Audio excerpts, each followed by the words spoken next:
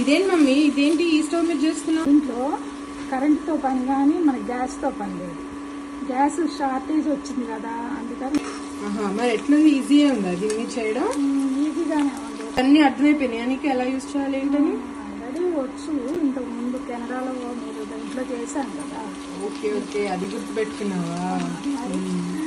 అసలు నిన్ననే కదా నేను తీసుకురావడానికి వెళ్ళాను షాప్ కి. అసలు ఎక్కడ చూసినా అవుట్ ఆఫ్ స్టాక్ అన్అవైలబుల్.